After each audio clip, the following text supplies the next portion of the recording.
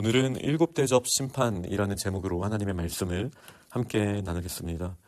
어제 묵상하셨던 것처럼 이제 일곱 천사의 일곱 가지 재앙이 기다리고 있었습니다. 그리고 어제 마지막 절은 이 재앙이 마치기까지는 성전에 능히 들어갈 자가 없더라 라는 말씀을 저희는 기억합니다. 결국은 이 재앙이, 최종적인 재앙이 이루어져야 하나님의 나라가 완성이 된다고 할 수 있습니다. 그러나 저희가 복음을 통해 잘 알고 있는 것은 왜 복음이라고 할 수 있습니까? 이 심판, 이 재앙이 하나님의 독생자 예수 그리스도께 쏟아졌기 때문입니다. 그러니 요한계시록에 묘사되고 있는 이 모든 끔찍한 심판들은 누구든지 예수 그리스도 안에 있는 자는 이미 십자가에서 지불된 것이고 또 하나님의 구원을 힘입어 영원한 하나님의 나라와 그 성전을 누리게 된다는 것이 복음이라 할 수 있습니다. 그러나 끝까지 하나님의 은혜를 거부한 자들에게는 이 대접 심판처럼 최종적인 심판이 그들의 행위에 따르는 이 심판이 기다리고 있음을 요한계시록은 분명하게 선포하고 있습니다. 이제 성전에서 큰 음성이 나서 일곱 천사에게 말합니다. 너희는 가서 하나님의 진노의 일곱 대접을 땅에 쏟으라. 지금까지 일곱 봉인 심판과 일곱 나팔 심판을 저희가 살펴봤고요. 그리고 일곱 대접 심판이 마지막으로 남아 있습니다. 이 일곱 대접은 분명하게 하나님의 진노의 대접이라고 표현되고 있습니다. 먼저 첫째 천사는 그 땅에 그 대접을 쏟을 때 짐승의 표를 받은 사람과 우상에게 경배하는 자들이 이 심판의 대상임을 분명하게 하고 있습니다. 하나님의 표를 받기를 거부한 자들, 하나님의 소유됨을 기뻐하지 않았던 자들은 결국은 짐승의 표를 받은 자들이고 우상을 숭배하는 자들입니다. 그들에게 이 대접 심판이 일어나게 되고 그들에게는 악하고 독한 종기가 나는 모습으로 먼저 보여집니다. 이 모습은 십계명의 제1계명을 어긴 자들을 떠올리기도 하고요. 그리고 출애굽 당시의 10재앙 중에 하나를 떠올리기도 합니다. 결국 하나님의 창조의 목적이 한 분 하나님만 경배하고 예배하는 것인데 이 창조 질서가 무너져 있을 때 하나님을 떠나 있는 자들에게 이러한 심판이 있을 수밖에 없다는 사실이 분명하게 드러나고 있습니다. 순리를 영리로 바꾸는 자들은, 하나님을 예배하지 않는 자들은 결국은 피조물을 예배하는 것이고 그 피조물이 결코 책임질 수 없는 모습 가운데 이제 최종적인 심판을 받게 된다는 모습이 첫 번째 천사의 대접 심판에 잘 드러나 있습니다. 두 번째 천사는 그 대접을 바다에 쏟았습니다. 이 바다는 혼돈의 장소이죠. 하나님을 경배하지 못하는 곳이죠. 이 바다가 죽은 자의 피처럼 바뀌게 되었고 바다 가운데 모든 생물이 죽었다라고 표현을 합니다.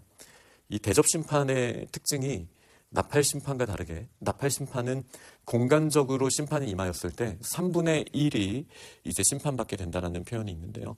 이 일곱 대접 심판은 최종적인 심판답게 모든 생물이 이제 영향을 받는 심판으로 묘사가 됩니다. 이 바다, 하나님을 떠나 있는 바다는 완전히 사라지게 될 것입니다. 그러면서 이 바다 자체도 피같이 변하고 그 결과 모든 생물이, 바다에 있는 모든 생물이 죽게 되는 장면이 나옵니다. 세 번째 천사는 그 대접을 강과 물 근원에 쏟게 되고 이 물의 근원들이 피가 되게 되었습니다. 그리고 그 이유를 6절에 보면 성도들과 선지자들의 피를 흘렸기 때문이다. 그렇기 때문에 그들에게도 피를 마시게 하는 것이 합당하다라고 말씀하십니다. 이것 또한 이제 출애굽 당시의 10재앙 중에 첫 번째 재앙을 떠올리게 하는 것이죠. 이렇게 완전히 세상이 파괴되고 있습니다. 자신의 역할을 할 수 없을 만큼 완전히 파괴되고 있는 모습이 보여지게 됩니다.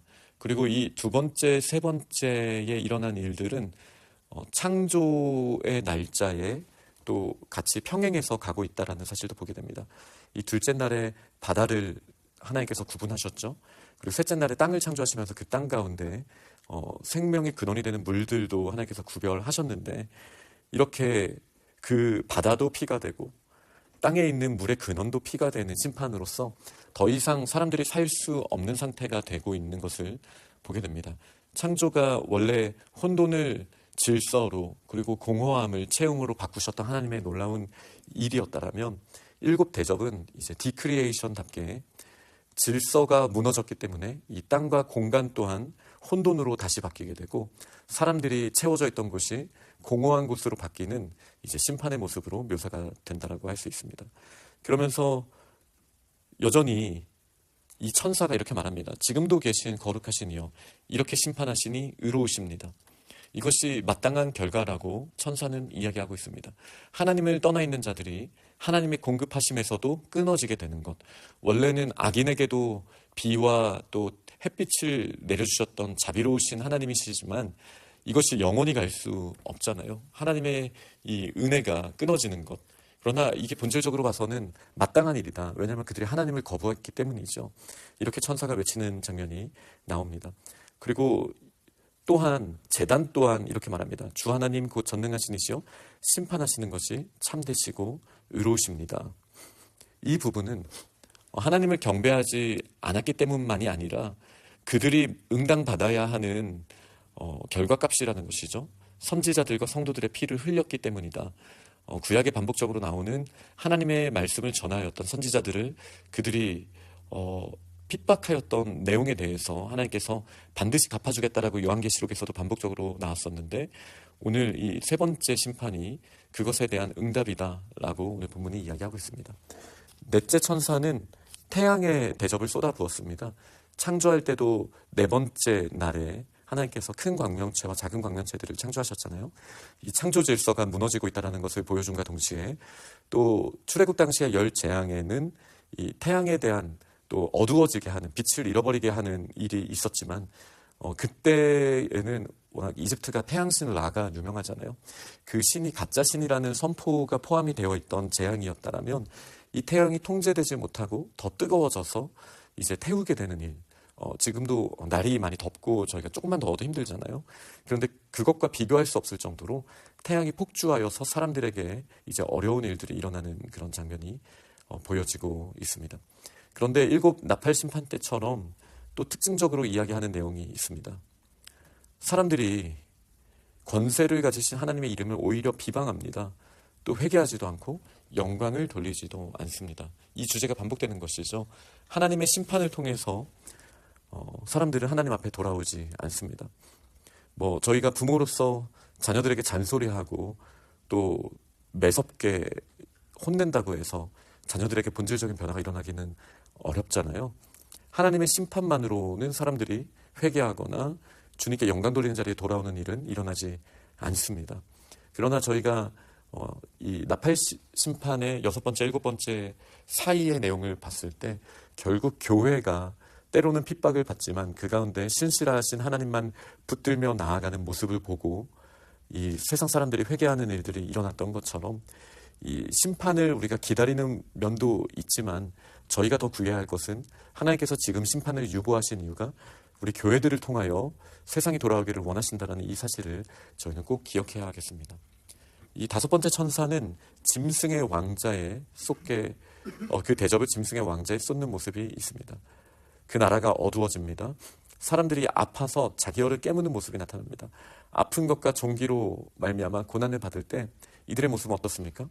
여전히 하늘의 하나님을 비방하고 그들의 행위를 회개하지 않고 있습니다.